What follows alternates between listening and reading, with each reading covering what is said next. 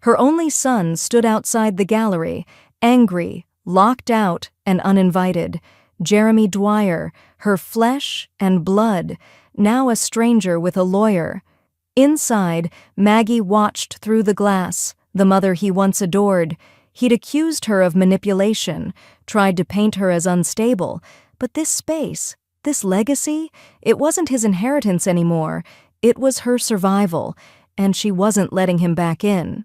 All right, before we dive into this crazy story, do me a favor. Subscribe and tell us where you're watching from. The chandelier above their table flickered like it couldn't decide whether to honor the moment or bow out early. Maggie Dwyer sat at the head of the long oak table, shoulders back, spine straight, eyes soft. She wore navy silk, her husband Alan's favorite color on her, though he hadn't said so out loud since 2012. Across the table, someone had placed a thin, gold-trimmed menu next to her water glass. It read, "Happy 72nd, Maggie. Family, food, legacy." She smiled at the printed words. It felt more like a mission statement than a celebration. 12 people sat scattered along the table at Larkspur and Fig, one of Portland's upscale bistro farm to whatever places. There were microgreens on everything and an awkward jazz playlist that sounded like it was trying too hard not to offend anyone. At her left, her goddaughter Olivia chatted politely with Sandra from the gallery. Kara, Jeremy's wife, was seated 2 spots down, her champagne flute already half empty. She kept smoothing invisible wrinkles in her satin jumpsuit and checking her lipstick reflection in her phone screen. Jeremy, Maggie's only child, hadn't spoken much since sitting down, until he stood. Maggie turned slightly in her chair, already bracing.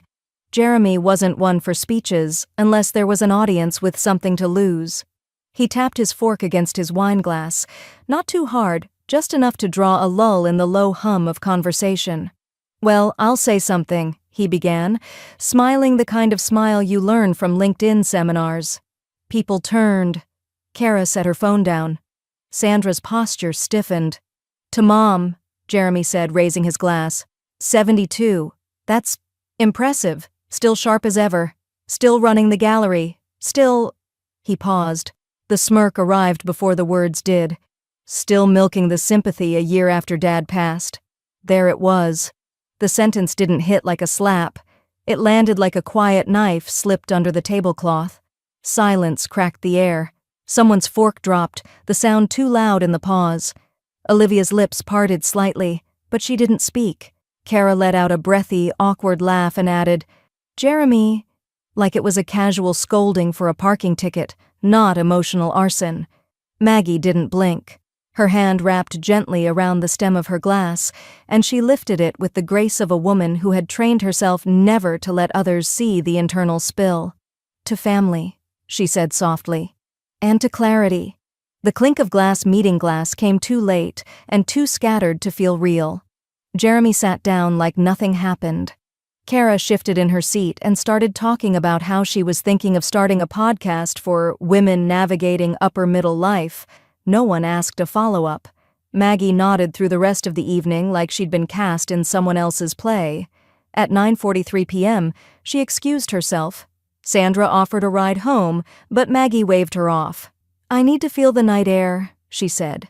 Outside, the breeze curled through her hair, lifting strands like pages in a book. The sidewalks were wet from an earlier drizzle, and the reflection of the streetlight stretched beside her like a second, thinner shadow. Her house was too quiet when she stepped in, the kind of quiet that had opinions. In the study, she poured herself a glass of Cabernet, sat at the antique desk Alan once insisted they couldn't afford, and unlocked the bottom drawer. The estate file was exactly where she'd left it, a worn red folder with his handwriting across the label. "For Maggie, if she ever needs to know." She opened it and read through the clauses again. Alan had trusted Jeremy to manage the family trust, sole trustee, no oversight clause, no co-executor, just trust, in a man who once tried to charge them rent for storing his boxes in their garage. Maggie closed the folder but didn't put it away. She stared at the desk lamp's light pooled on the wood surface and imagined all the ways silence could be mistaken for weakness. Her phone buzzed. A text from Jeremy. "Dinner was fine." You looked tired. Take care. She set the phone down face first. Then, without even consciously deciding to, she pulled out a legal pad and uncapped a pen. The first word she wrote, slow, precise, in all capital letters, was revision.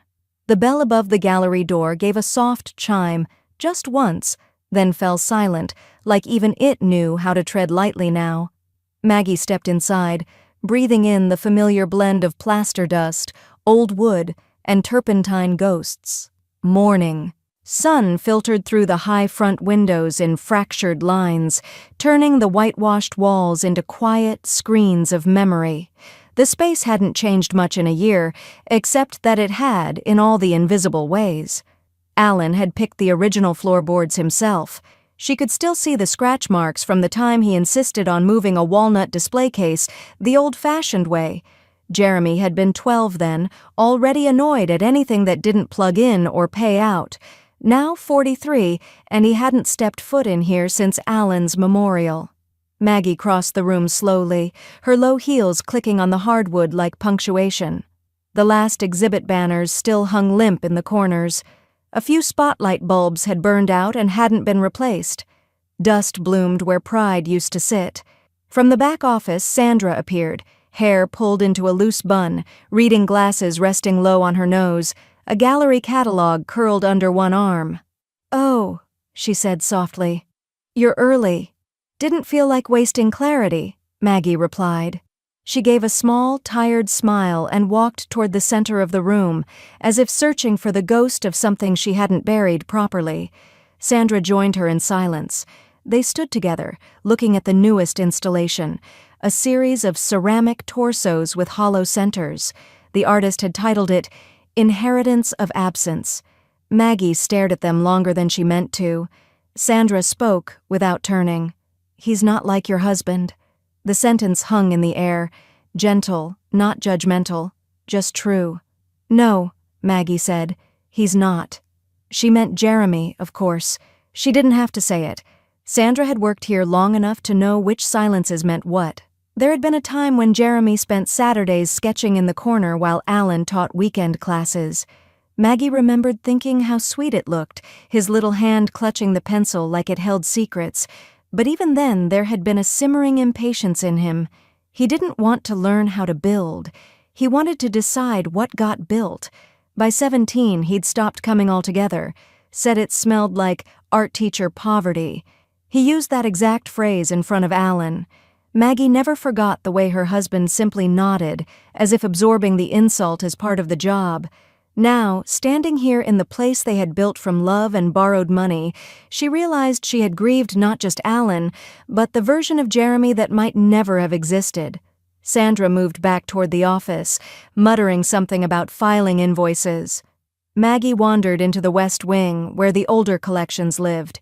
She ran a hand across a polished marble bench Alan had carved in 1998. He worked on it for 4 months, coming in at night after the gallery closed, drinking black coffee and humming Sinatra under his breath. Jeremy had hated that bench, called it too sad for people to sit on. Maggie sat on it now. The stone was cold and steady beneath her, and for the first time since Alan's death, she didn't feel like she might snap in half. She sat and listened to the hush of the gallery, to the slow-burn grief that had shifted from a storm into something quieter. She had mistaken silence for weakness before. Now it felt more like shelter. Footsteps returned. Sandra leaned into the doorway, catalog forgotten. "If you're thinking of pulling back," she said carefully, "just know we'd understand." Maggie looked up. "I'm not pulling back. I'm seeing clearer." Sandra nodded once, then disappeared again. Maggie rose, walked back to the front counter, and opened the ledger. Her handwriting filled the last dozen pages. Supply orders, donation records, staff notes. It was methodical. It was personal. It was hers. Every page reminded her what legacy actually looked like. As she turned to leave, her gaze caught the bulletin board by the entrance. Among the faded postcards and grant flyers, one tacked-up article headline stood out, "Trust isn't inherited, it's earned." She stood there motionless. Then slowly she reached up, plucked it down, and folded it once into her coat pocket. The doorbell rang at 10:16 a.m. Not early enough to be urgent, but too early to be casual. Maggie wiped her hands on a dish towel and peered through the stained glass pane. Jeremy stood on the porch in a tailored gray suit that was trying too hard for a Tuesday. She opened the door but didn't step aside. "I figured we should talk," he said, not waiting for permission before brushing past her into the foyer. Maggie closed the door slowly. "About?" "The monthly transfer," he said, loosening his tie just enough to look performatively burdened. It didn't hit. She walked past him into the kitchen, took the kettle off the stove, and poured hot water over a chamomile tea bag. "It's being reviewed." Jeremy blinked. "By who?" "Me." He leaned against the counter like he owned it.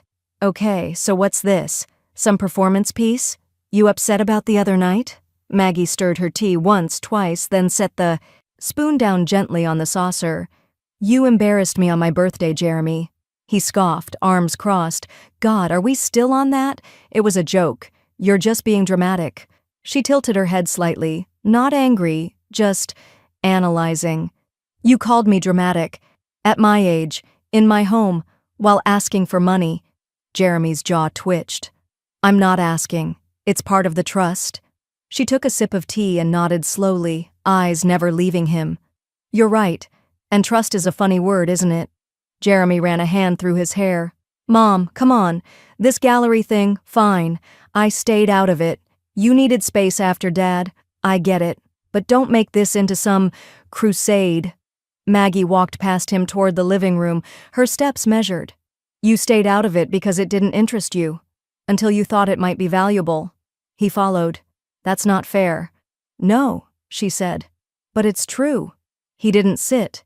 He just stood in the center of the room like someone waiting for applause. "Look, I came here to sort this out, not relive your grief Olympics." She smiled faintly. "You always did prefer arenas over galleries." The silence between them wasn't cold. It was clinical, like an elevator stalling between floors. Then, as quickly as he arrived, he straightened his cuffs and started for the door. "I'll have Kara call you. Maybe you two can have one of your bonding talks." Maggie opened the front door before he got there. "Tell her I'm not looking for peace." Jeremy paused. "Then what are you looking for?" She stepped aside just enough to make it clear his time was up. "I'm reclaiming silence." He didn't say goodbye, just walked out like a man leaving a disappointing meeting. The wind caught the edge of his blazer as he stepped into his Lexus and pulled away. Maggie closed the door and let out a breath she hadn't realized she'd been holding. It wasn't relief. It was release. She returned to the kitchen just as the phone rang. Kara. Maggie let it buzz twice before answering. "Hi, Maggie," Kara said, voice lined in artificial warmth.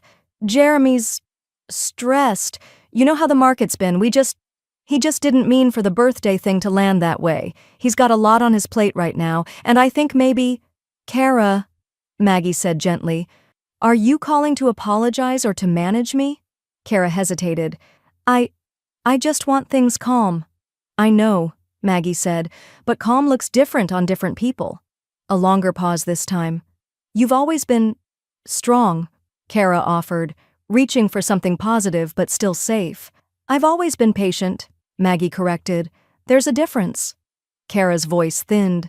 "So, what should I tell him?" Maggie stared at the window.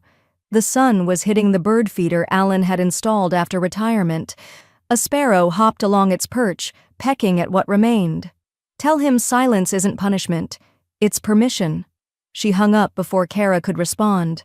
Then she walked back into the study, opened the red folder again, and this time reached for the blank amendment forms clipped behind the originals.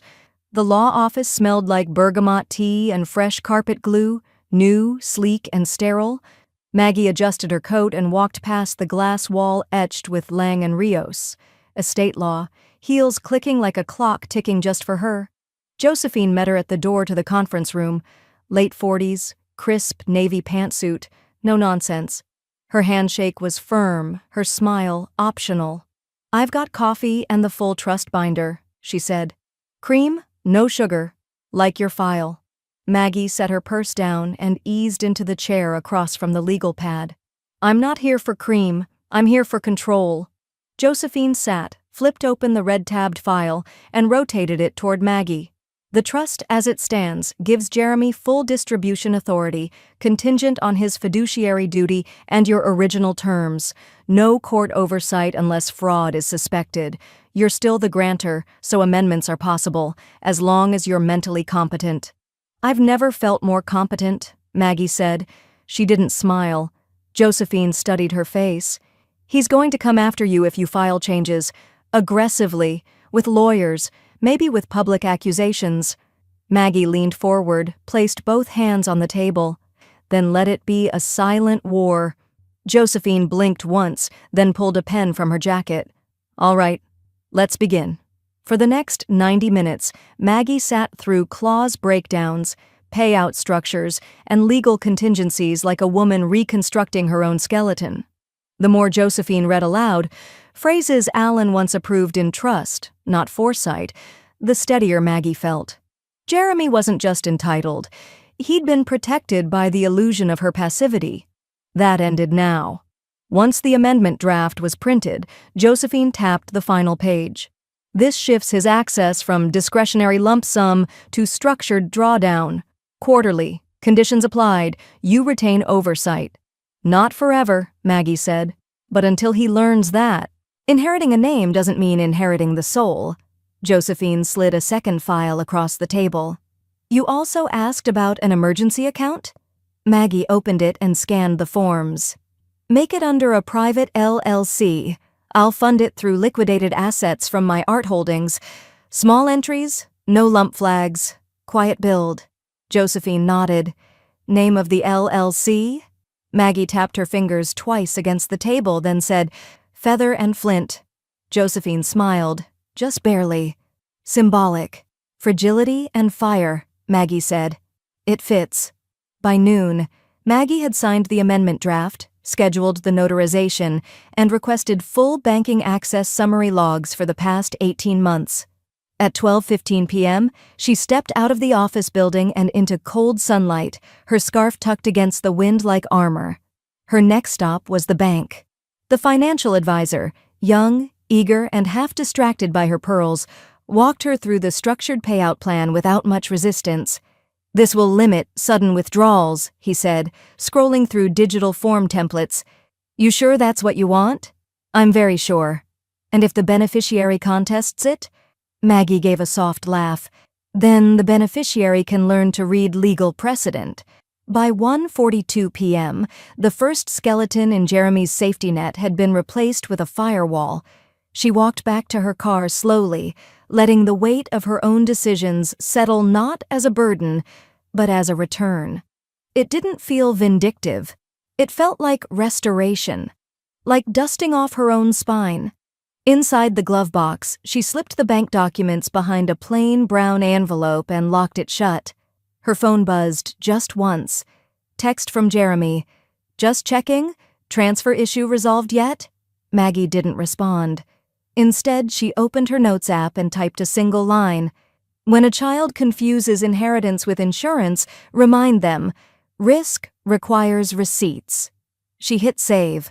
Then she called Josephine. File it, she said. Today. The gallery was quiet when Jeremy arrived. Too quiet for someone like him. The door chimed once, sharp and assertive.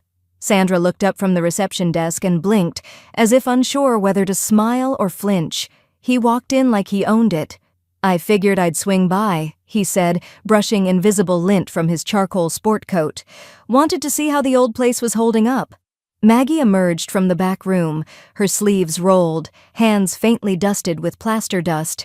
She'd been cataloging sculptures for an upcoming installation, something intimate, textured, slow. Not the kind of art that popped on Instagram, the kind that lingered. Jeremy glanced around with exaggerated curiosity. Still feels dated. Sandra stood and stepped beside Maggie like a quiet shadow. Jeremy took no notice. We could freshen this place up, he continued. Knock out that west partition. Open the layout. Get some digital signage. Maybe rent it for co-working on weekdays. It's wasted space otherwise. He didn't wait for a response, just kept pacing, pointing. "This bench," he said, tapping the marble with his shoe. "Alan made this, right? Feels heavy. Doesn't invite foot traffic. Maybe sell it to a collector, bring in a lighter centerpiece, something minimalist." Sandra's jaw tensed. Maggie said nothing. She simply pulled her phone from her cardigan pocket, opened the voice memo app, and pressed record. She didn't hide it. She didn't announce it. She just let it sit there in plain sight, like truth. Jeremy continued his whirlwind tour of suggestions. "That wall's dead space. Those frames are chipped. That whole corner could be a pop-up shop or event space. You're sitting on prime real estate, Mom." "Not legacy?" Maggie asked calmly. He stopped mid-stride. "Legacy doesn't pay taxes." He grinned like it was clever. Sandra didn't smile. He moved toward the back display, where older pieces, Alan's earliest commissions, still stood. He picked up a cracked ceramic bust and squinted at the tag. "This one's been here since I was in braces. If no one's bought it by now, they're not going to. Time to rotate it out." He turned and dropped it into the cardboard box beside the table. It cracked louder than anyone expected. Sandra flinched. Jeremy didn't even look down. "I'll come back with some layout ideas," he said. "Kara has a contact who stages gallery spaces for TikTok-ready traffic." He walked past them both like a developer surveying property, not history. The door chimed again, and then he was gone. The silence he left behind had weight, and a smell, like broken plaster and faint regret. Sandra knelt beside the box, inspecting the cracked sculpture. That was Alan's first commission, a retirement gift for a literature professor. Maggie crouched down beside her. The back of the sculpture had split along a line Alan once called the vulnerability ridge, where the material thinned at the base of the skull. He said it made the piece human, imperfect, real. Sandra looked at her, eyes rimmed red. "He doesn't want to modernize the gallery. He wants to liquidate it." Maggie didn't speak, but she didn't need to. Sandra had just said the part Maggie had been trying not to fully admit, not out loud, and certainly not to herself. He's not misbehaving. He's strategizing. Later that evening, the gallery was empty again. Maggie sat alone in Alan's old desk chair. She played the recording back once, then saved it to the cloud. Then she picked up the phone and called Olivia. The voice that answered was sleepy and paint-splattered. "Hey, Aunt Em, everything okay?" Maggie looked around at the dimmed lights, the peeling corner of the bulletin board, the legacy being chipped at by someone who once wore Velcro sneakers down these halls. "Olivia," she said, "how would you feel about taking on a bigger role here?" Silence. Then, "You mean, like paid hours?" "I mean," Maggie said softly, "like future ownership." Maggie heard them before she saw them, 2 sets of footsteps on the old wood of her porch. One sharp and impatient, the other slower, heavier with performative authority. When she opened the front door, Jeremy was standing beside a tall man in a pinstripe suit with skin too taut and a briefcase too polished. "This is Nolan," Jeremy said, skipping greetings. "He's representing me." Maggie stepped back, just enough to be civil. "Afternoon," she said to Nolan, then turned and walked into the house. If they were here to stage a scene, they could do it in her living room, not her foyer. They followed. Maggie motioned toward the sitting area with one hand and picked up her phone with the other. She tapped the speakerphone and dialed. "Josephine Lang," came the voice on the second ring. "Josephine, it's Maggie. We have visitors." Jeremy smirked like she was being dramatic again. Nolan didn't. He recognized the name immediately and sat straighter. "Put me on speaker," Josephine said. Maggie did. "Go ahead," she said, easing herself into the armchair Alan once called his thinking seat. Jeremy stood. Nolan opened a folder and began. "There have been several violations," he said smoothly. "Maggie has begun restricting Jeremy's access to trust disbursements that were previously regular and unchallenged. We view that as a breach of good faith distribution. The trust was not amended with fair notice." "It was amended within full legal rights," Josephine interrupted, crisp and calm. "And it was notarized, reviewed, and filed correctly. Maggie, as grantor, retained the power of amendment unless proven incompetent. Do you have proof of medical incapacity? Nolan blinked. We're not making that assertion at this time. Then you're asserting nothing, Josephine said. Next? Jeremy threw his hands up. It's not just about paperwork. It's about principle. She's rewriting everything just to spite me. Maggie finally spoke. You stood in my gallery and suggested selling your father's work for TikTok space. If you see that as principle, then yes, I'm rewriting. Josephine's voice was even. Every transfer she's withheld has been documented. Receipts, timing, purpose. The emergency account is separate and personal. No breach. Jeremy's voice cracked. She's being vindictive. No, Josephine said, like she was correcting bad grammar. She's being specific. Nolan closed the folder slowly, realizing the visit wasn't going the way Jeremy had pitched it. This isn't over, Jeremy muttered, rising to leave. Maggie didn't flinch. It hasn't even started. They walked out with less energy than they brought in. Jeremy paused at the door, but she didn't offer a parting word. She let the door speak for her when it closed. Later that evening, Maggie sat in the gallery's back office with Olivia. The younger woman was cross-legged on the floor, sorting donation letters into folders while sipping black coffee out of a chipped ceramic mug Alan once glazed. Maggie opened her laptop and tapped out the title on a fresh grant proposal draft, the Dwyer Quiet Reclamation Fund. Too dramatic? She asked without looking up. Olivia smiled. Number it's you. Maggie kept typing. I wanted to focus on the ones who never get the invites, inner-city artists, first-generation students, the ones who know what it's like to create in noise but crave silence. Olivia leaned back against the file cabinet. That's beautiful. They took noise, Maggie said, closing the laptop softly, so we'll give peace. She looked over at Alan's sculpture in the corner, the one Jeremy cracked, now restored with thin gold inlay where the fracture once ran. Olivia had done it. The fault line made it glow now. The gallery was quiet again, but it no longer felt lonely. As Maggie stood to leave, Olivia handed her one last envelope from the donations pile. No name on the outside. Maggie opened it. Inside was a check from a private collector offering double market value for Alan's first commission. She held it up in the light, then smiled faintly and tore it down the center. The clicking of Maggie's mouse echoed through the gallery office like a slow metronome. She was on her third coffee and sixth spreadsheet by the time Josephine joined the Zoom call. He didn't just skim, Maggie said, scrolling to another tab. He siphoned. Josephine nodded, already in lawyer mode. Walk me through what you found.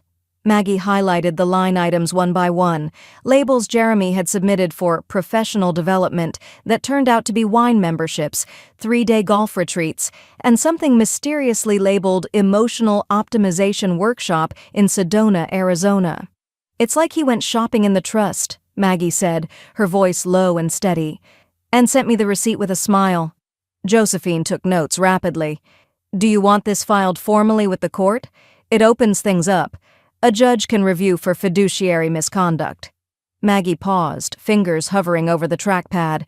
I want it ready, she said, but not yet fired. Josephine nodded. Understood. It had taken her nearly 3 weeks to pull the full audit, quietly, cleanly, without triggering alerts. She'd used Olivia's help cross-referencing transaction dates, some of which aligned suspiciously with Jeremy's Instagram posts from luxury hotels. One particular reimbursement stood out: home office renovation, $18,423. The photos he'd posted that week were of a new rooftop patio, complete with fire pit and custom sound system. Maggie printed the final summary and placed it in a cream envelope. She didn't write a note. She didn't need to. 2 days later, she dropped it at Jeremy's condo herself. She didn't ring the bell, just placed it between the double doors like a legal offering and walked away. He responded with silence, for nearly 12 hours. At 9:13 p.m., her phone buzzed, a voicemail. She didn't listen. At 10:02 p.m., a text came from Kara. I told him not to push you. Maggie stared at it for a long time, thumb hovering, then typed back, now you can push each other off my balance sheet. She hit send and turned off her phone. The next morning, she walked into the gallery with a stack of blank donor cards and a printed quote for a new wall installation. Olivia was already setting up a fresh canvas in the northeast corner, radio low, sleeves pushed to her elbows. "What's that?" Olivia asked, nodding to the quote in Maggie's hands. "Something bold," Maggie replied, "for the new entry wall."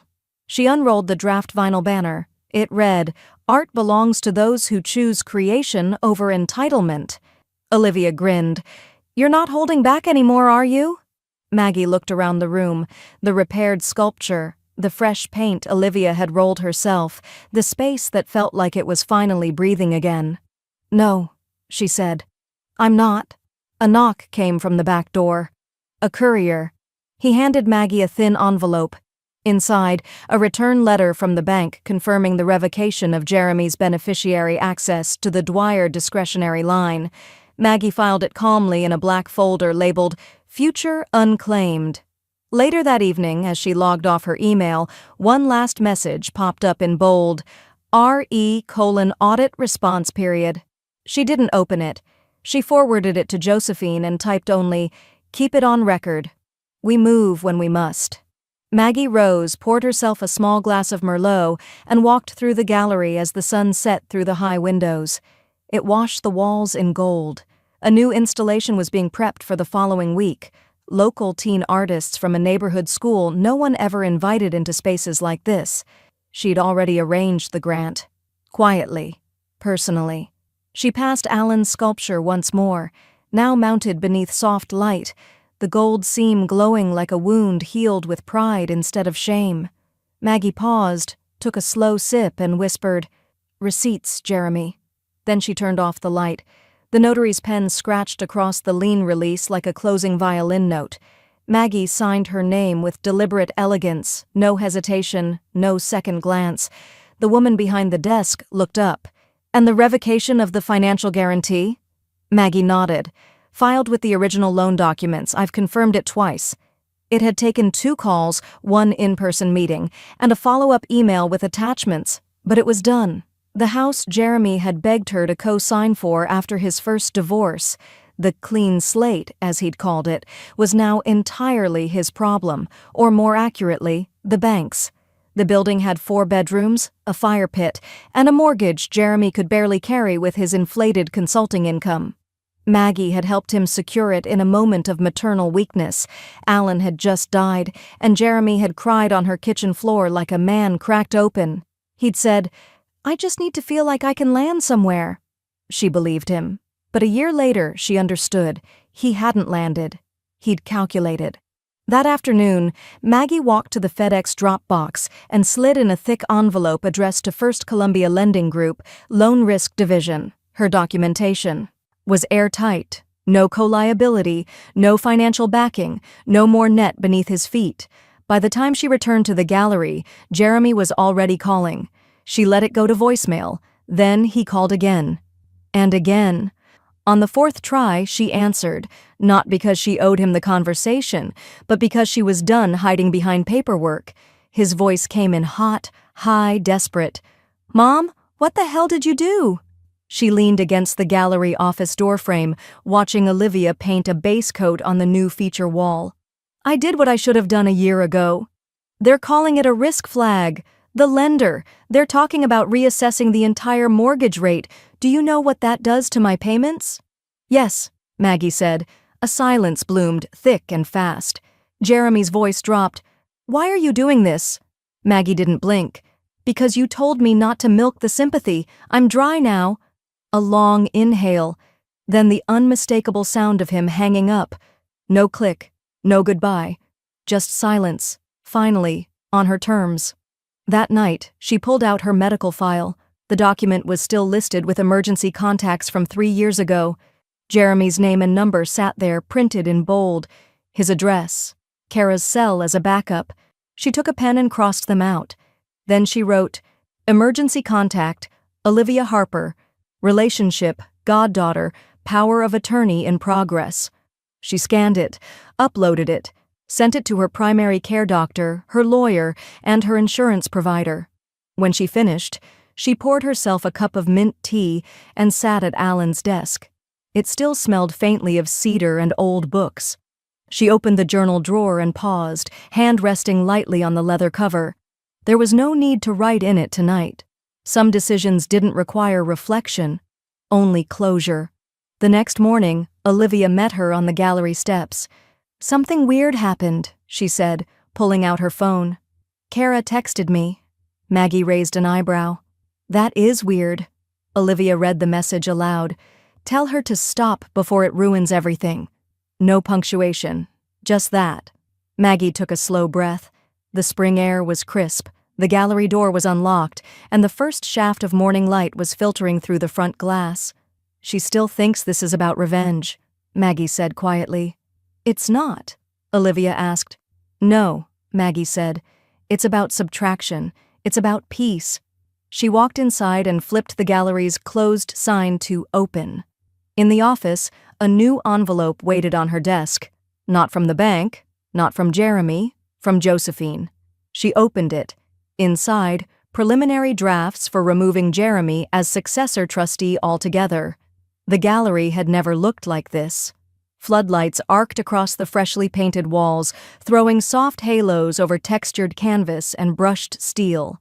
Champagne flutes clinked quietly beneath the low hum of strings from a live quartet in the corner. Maggie sat near the back of the room in a walnut armchair, half-shadowed, half-lit, exactly where she wanted to be. Olivia had titled the show Legacy in Motion, and it was. The main installation was kinetic, rotating pieces on a track, each one labeled with a year from the gallery's founding. Alan's earliest sculptures flowed seamlessly into Olivia's modern minimalism. Between them hung a suspended panel etched with a quote Maggie hadn't approved, but smiled at anyway. "Inheritance is a door. Legacy is what you walk through it to build." Guests moved slowly through the room, some with watery eyes, some with polite awe. Local press milled at the entrance. Sandra, wearing a navy dress and a headset, moved like a stage manager, guiding volunteers, resetting canapé trays, correcting light angles with quick hand signals. It was hers now, too, and it showed. Maggie held a flute of sparkling water. Her throat was too dry for alcohol and her hands too steady to need it. A voice broke the rhythm. "Excuse me, Maggie? You've gone viral." Olivia appeared beside her, eyes wide, phone in hand. Maggie raised a brow. "What now?" Olivia handed her the phone, already playing a voice note. It was Kara. The audio quality wasn't perfect, but the tone was unmistakable, shrill, superior, and careless. "She's losing it. I mean, she's sharp for her age, but I don't know how long she can keep pretending. She'll be drooling into gallery invoices before summer. Trust me." There was laughter in the background, Jeremy's, unmistakably flat and joyless. Maggie didn't flinch. "When did this go public?" she asked. Olivia nodded toward the far wall. "Sandra posted it anonymously. Said she found it in a CloudSync folder Jeremy accidentally shared while at the gallery last month." Maggie considered that for a beat. "Of course he did." "Comments are pouring in," Olivia said, "mostly in your defense." Maggie glanced toward the guests, none of whom seemed aware, or maybe they did. One of the gallery's old board members made a beeline toward her, but Sandra intercepted him with surgical precision. She handed the phone back. "Let them hear themselves." No anger, no escalation, just a shrug of gravity. Across the gallery, a subtle commotion started near the main doors. Maggie followed the shifting glances. Jeremy had arrived. He stood just outside the gallery threshold, wearing a suit too dark and a smirk too tight. His hand hovered near the check-in table, where a young volunteer glanced at the iPad and shook her head. "I'm sorry," the girl said, glancing nervously toward Sandra. "Your name's not on the guest list." "I'm the founder's son," Jeremy replied, loud enough to turn a few heads. Sandra crossed the floor like a woman walking a tightrope she built herself. "You were removed from the access list, Jeremy," she said evenly. "Gallery policy, private event, by invitation only." Jeremy's eyes scanned the room, zeroing in on Maggie like a laser looking for something to burn through. She met his gaze, calm and unsmiling. She didn't rise. He stood there for a long moment, just long enough for people to notice he hadn't been let in. Then he turned sharply and walked out into the dark without another word. The door swung closed behind him. Maggie took one long breath and let it sit in her chest. Then she stood, not to make a speech, not to reclaim the room, just to walk through it, her gallery, her story, her future. As she passed the main exhibit, she noticed a guest lingering near a sculpture Alan had once called his softest stone. The woman was crying quietly. Maggie didn't interrupt. She just placed a hand gently on the bench beside her and sat. A notification buzzed on Olivia's phone, still in her hand. Text from Kara. "That was never supposed to go public. You don't understand what you've done." Olivia looked over at Maggie. Maggie smiled. "Oh, I think she finally does." The email came at 3:12 a.m. Subject, from Jeremy. "Please read." The body was 4 paragraphs long, triple-spaced, each line scrubbed of heat, regret, or anything that might resemble actual remorse. The tone was so sanitized it felt like it had been laundered through legal software. Phrases like "my unfortunate behavior" and "unintended emotional consequences" clunked against the screen like dropped dishes. Maggie read it once, then again, more slowly. Not once did he say, "I'm sorry." Not once did he say, "I was wrong." But he did say, "Let's resolve this amicably before this becomes any more public." Maggie closed the laptop and stared at the gallery's dim ceiling. The last of the gala string lights still twinkled along the support beams. Sandra hadn't wanted to take them down just yet. Her phone buzzed. "Josephine. Text. Do not reply. Forward everything to me. Also, we should prepare for retaliation. If he's cornered, he may go for elder abuse claims. It's a known tactic." Maggie didn't feel fear. Not exactly. More like a familiar dullness behind her ribs, a muscle memory from years of giving Jeremy the benefit of the doubt, even when the benefit only bruised her. She forwarded the email. Then she called Olivia. "Did I wake you?" Maggie asked. "No," Olivia said. "I've been waiting for you to." They talked for 7 minutes, not about Jeremy, about protection. "I'll show you how to enable call recording on your phone," Olivia said. "And I'll ask Sandra to keep the gallery security footage archived weekly, just in case." Maggie paused. "Just in case of what?" "Of him needing something worse than money," Olivia said quietly. After she hung up, Maggie walked home. Alone. It was nearly dawn, and the city still felt suspended in post-gala quiet. Her house stood cool and silent, the front porch washed in early blue light. She bypassed the kitchen and went straight to the study. The desk drawer gave a soft creak as she opened it. Inside, a leather-bound journal, aged and weathered, still bearing Alan's initials stamped in gold. Maggie hadn't opened it in years. It wasn't hers, not entirely.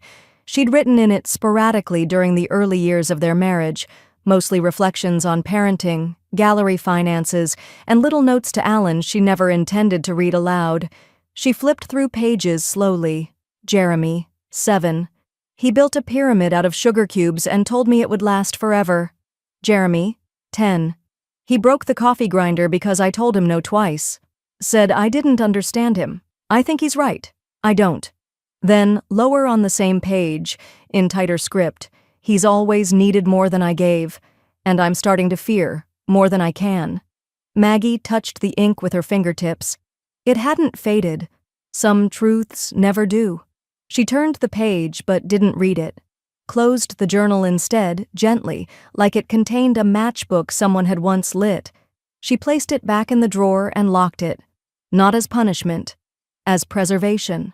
The house was still silent when she returned to the kitchen. She poured herself a glass of cold water, stood at the window, and watched a blackbird hop across the lawn. The lawn Jeremy had once mowed as a teenager, only when threatened with loss of allowance. The same patch of earth now untouched by his footprints. The glass trembled slightly in her hand as the doorbell rang. She didn't move. Not yet. Maggie didn't wear black to the courthouse. She wore navy, clean, pressed, with a brooch shaped like a candle's flame pinned at her collar. It wasn't mourning. It was intention. The courtroom was pale and cold, built more for efficiency than dignity. Fluorescent lights flattened everyone's faces. Even the bailiff looked like he'd rather be anywhere else. Jeremy sat at the opposite table, flanked by his attorney, this one younger, with a confident slouch and a laptop sticker that read, "Trust but verify." Jeremy kept tapping his fingers against the table like a drumline no one asked for. Maggie sat still, calm, not cold. The judge, mid-60s, glasses balanced halfway down her nose, called it into session without drama.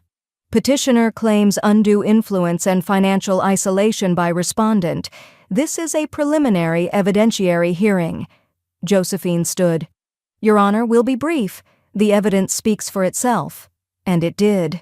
Transaction logs, trust disbursement summaries, the signed amendment, the revocation notices, all time-stamped and documented. Josephine presented them one by one like pieces of a glass mosaic, sharp, clear, and whole. Jeremy's lawyer objected only twice. Both were overruled. Then it was Olivia's turn. She stepped forward in a pressed gray blazer, her hair pulled back, minimal makeup. Her voice didn't shake. I help manage Maggie's gallery. I've assisted with audits, donations, and basic legal filings. She has been coherent, deliberate, and fully aware in every action I've witnessed. The judge raised an eyebrow. Are you financially benefiting from this restructuring? No, Olivia said. I'm emotionally benefiting. She's reclaiming her peace. Jeremy scoffed, loud enough to draw a glance from the judge. Mr. Dwyer, the judge said, you'll get your turn. But he didn't. Not really. When Jeremy did speak, his voice sounded rehearsed, like he'd read too many think pieces on how to sound wounded. My mother cut off all support suddenly. No warnings, no discussions. She's been manipulated by others with vested interests, and I've been emotionally and now financially exiled. Do you have proof of mental decline? The judge asked. Jeremy blinked. I mean, there are messages, comments she's made. We've already reviewed them. The judge interrupted. She appears sharper than most of the board members I've sat with. Jeremy slumped back. Finally, the judge turned to Maggie. Do you wish to say anything? Maggie rose. No paper in hand, no visible nerves, just that candle flame brooch catching the light. My son believes I've punished him, she said softly. He believes I'm taking away what's his. She paused. The courtroom held still. But I haven't punished him. I've simply stopped rewarding him. I gave him trust, literally and figuratively. He spent it. A longer silence now. Maggie exhaled, steady and unflinching. He wanted money, she said. I wanted a son. No theatrics, just truth. The judge didn't need deliberation. Petition dismissed, no signs of undue influence, incompetency, or mismanagement. Costs to be paid by petitioner. Court is adjourned. The gavel landed with a dull thud. Jeremy didn't stand right away. When he did, he looked stunned. Not angry, not explosive, just stripped. Josephine leaned in as they packed up. That's the sound of a man watching the last bridge burn and wondering who lit the match. 3 days later, Maggie received an envelope on gallery letterhead. Inside, a forwarded email from Kara's personal Gmail. Subject, legal separation filing. Effective, immediately no note. Just attached forms. Maggie placed the envelope in the file marked Finals and walked out into the front gallery where Olivia was adjusting track lighting. New submission coming in tomorrow, Olivia said, looking up. Young artist, deaf sculptor, her first public showing. Maggie nodded. Put her by the front window. She turned toward the sculpture Alan made on their 30th anniversary. The marble had been dulled by time, but it was still intact. That night, at home, she lit a single candle on the kitchen counter.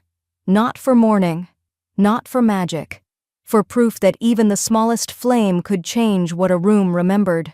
The wire transfer was authorized at 8:42 a.m. on a Tuesday. Maggie sat in the back room of the gallery with her reading glasses perched on the bridge of her nose, clicking through final documents on the bank's encrypted portal. Her fingers moved with the certainty of someone not just signing something away, but anchoring it in stone. Confirmation code received, said the banker's voice through the speakerphone. Maggie clicked send. And just like that, what remained of the Dwyer family trust, what Jeremy had once called his long game, was gone. not dissolved, redirected, straight into the operating fund of the Northside Youth Arts Initiative. The name of the new grant appeared on the paperwork, bold and clean. The Alan Dwyer Creative Endowment. No mention of Jeremy. Not in the articles, not in the press kit Olivia had helped assemble, not even in the footnotes of the Foundation's mission page. Only Alan, the man who'd built his legacy with calloused hands and clay-dusted fingernails, the man who once said, "A real artist isn't worried about what gets written in stone. They're worried about what still moves." Olivia stood nearby, reviewing the media release on her tablet. "You want the Portland Chronicle or the Register Herald to run it first?" "Let them both have it," Maggie said. "Legacy can afford to be generous." By noon, the story had spread. Gallery founder dedicates final trust funds to emerging artists. The Alan Dwyer Endowment prioritizes voices without platforms. No family named, just the one remembered. The gallery's inbox flooded. Handwritten letters came within the week. One from a high school teacher in Corvallis.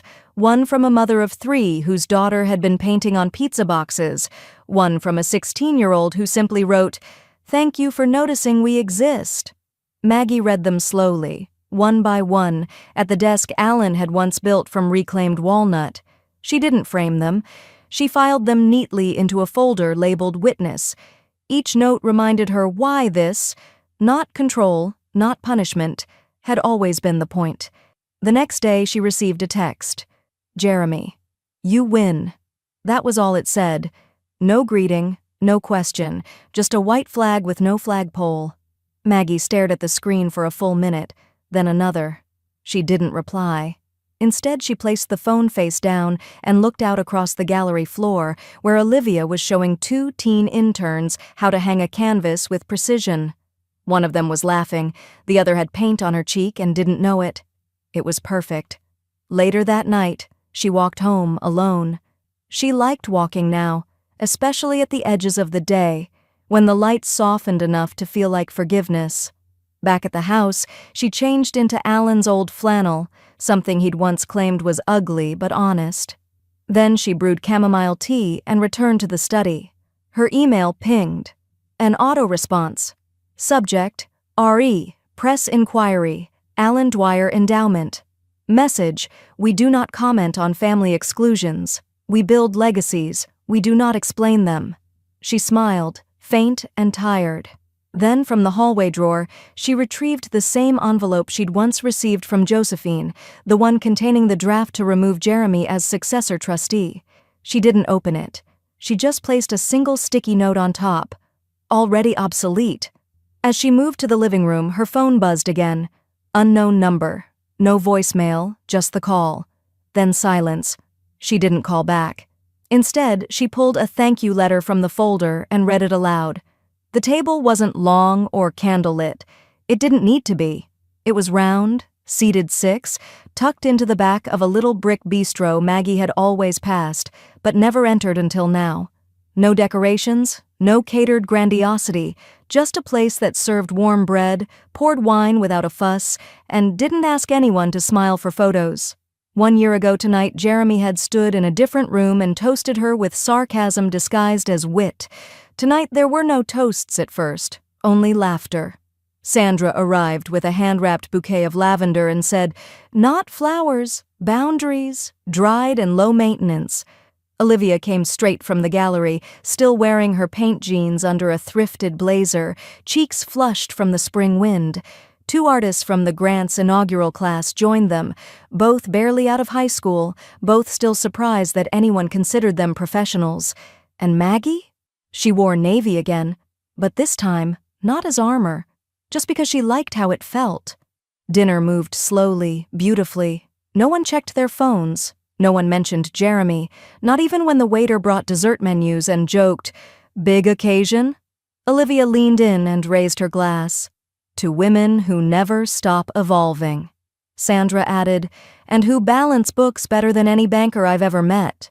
Everyone laughed. Maggie didn't raise her glass right away. She looked around at them first. Not the blood she was born with, but the family she chose to feed. Then she lifted her wine. To art, and to peace that doesn't apologize for taking its time. They clinked glasses, gently, no cheers, just presence. When dessert arrived, Olivia handed Maggie a small, hand-sealed envelope. "This came to the gallery yesterday. Thought you should open it today." Maggie turned it over in her hands. Childlike writing, edges worn, a sticker of a shooting star sealing the flap. She opened it carefully. Inside was a folded piece of cardstock painted in watercolors, blue and gold streaks with a single phrase in black ink. "You gave me color." No name, just a drawing in the corner, 2 figures, one older, one younger, standing in front of a wall of framed art. They held hands. Maggie blinked once, then again. She didn't cry from sadness. She cried because something deep inside her finally stopped bracing. Olivia reached for her hand under the table. "You okay?" Maggie nodded. I finally am." Sandra cleared her throat. "You're going to eat the cake this year, right?" Maggie smiled, wiping under her eye with the side of her finger. "You know what? I am." And she did. She ate every bite of it, chocolate almond with raspberry filling, while the people around her argued about whether to take the scenic route or the freeway on the way back. When dinner was over, they didn't linger. No awkward attempts at prolonging something perfect. Just hugs, promises for coffee, a shared car ride home. Maggie walked the last 2 blocks alone, just to feel the night. When she got home, she set the card from the teen on her writing desk. Not filed away. Displayed. The candle on the counter from last year was still there, unlit this time.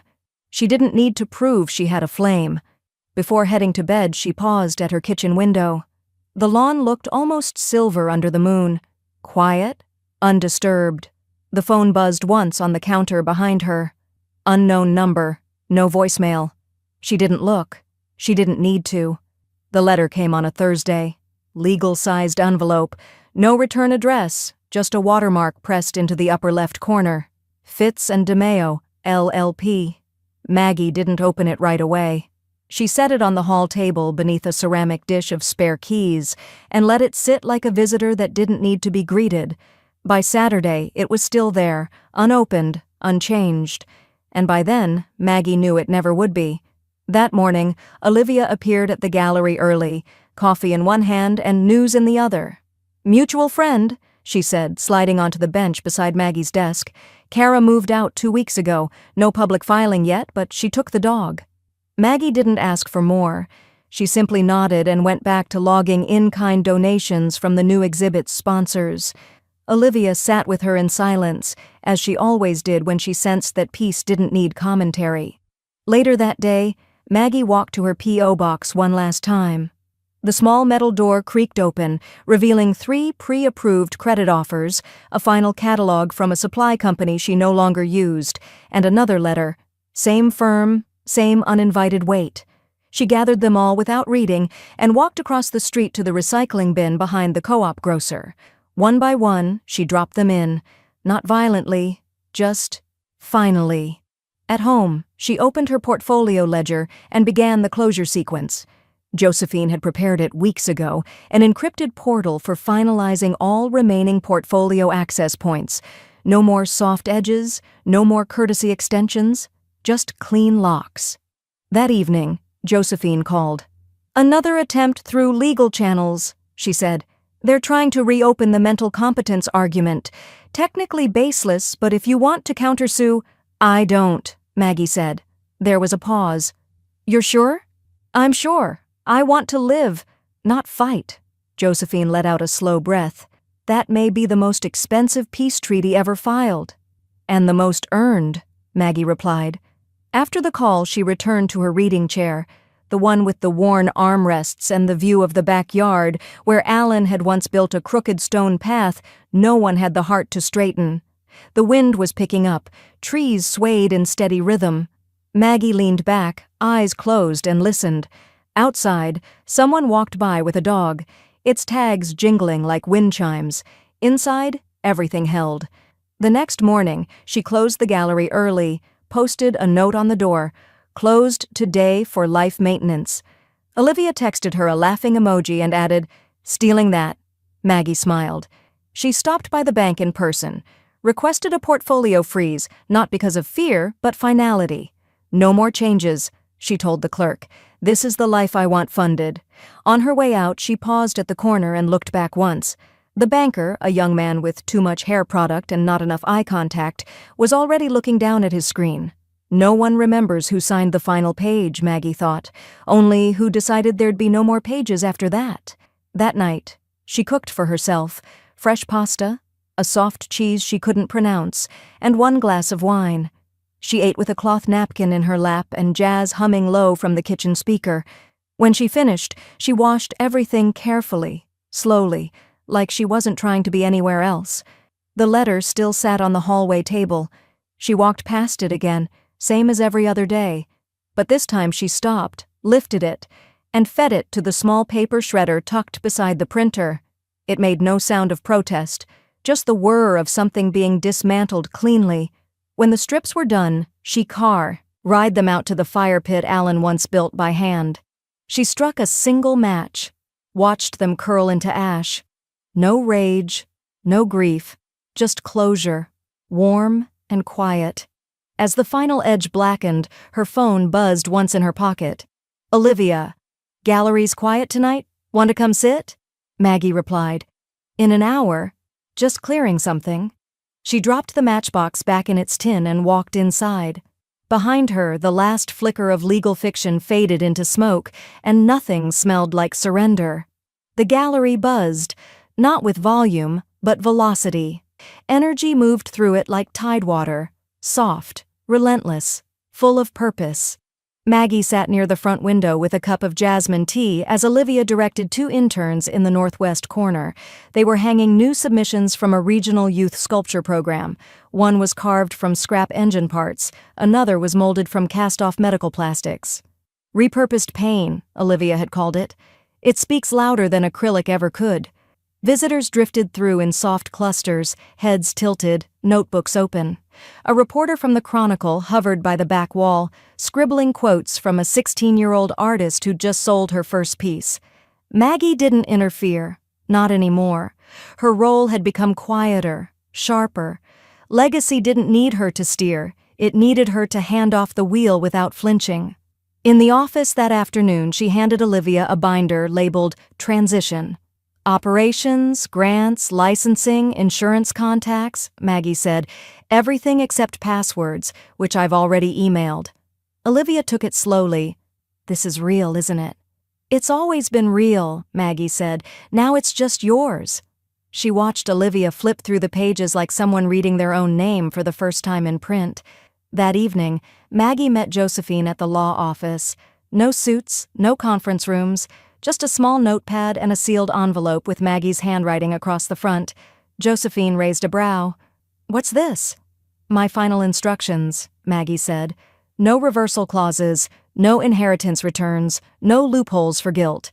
Josephine tapped the envelope against the table once. "You sure?" "Completely." Afterward, Maggie returned to the gallery. Not to oversee, just to walk. Alone. She started at the front. Alan's early work, now lit with warm LEDs Olivia had installed. The cracks Jeremy once mocked had been gold-filled by local teens learning restoration. She moved through each room slowly, like rereading a letter she already knew by heart. The sculpture wing, the donation wall, the new corner where interns sketched in quiet between shifts. In the back, she paused by the installation Olivia had curated, Legacy in Motion, still preserved, now updated with new frames. One held a print of the original gallery deed, her signature and Alan's in faded ink. She ran her hand along the frame. Outside, the sky dimmed to slate. At home, the candle waited. She lit it at the kitchen counter where Alan used to slice apples with surgeon's precision. It flickered tall, scentless, unshowy. Steady. "You were right," she whispered. "I didn't need to yell." She poured herself half a glass of wine and opened her journal. The entry was short. "He said I milked sympathy, so I bottled clarity." She closed the journal and placed it on the shelf above her writing desk. No lock, no secrecy, just a book that didn't need to be reopened. Then she walked to her bedroom and opened the drawer where the envelopes lived. She pulled one out, a small white rectangle, addressed only with J. Inside, a single photo. Jeremy, age 9, covered in finger paint, standing between Alan and herself. All three smiling. Not forced, not edited, just caught in one of those rare, real pauses time occasionally offers. She left it on the hallway table. No note, no explanation. Just what was. The next morning, the gallery opened at 10. Maggie didn't go in. She watched through the window from across the street as Olivia unlocked the door, laughed with the interns, and ushered in 2 middle schoolers carrying folios too large for their arms. Maggie stood there for a long time, then turned and walked home. As she reached her porch, a breeze moved through the trees with enough whisper to mimic a voice she almost recognized. It wasn't Jeremy's. It wasn't even Alan's. It was her own, the one she hadn't heard clearly in years. And for the first time, she listened. She didn't cut him off to punish him. She did it to stop punishing herself.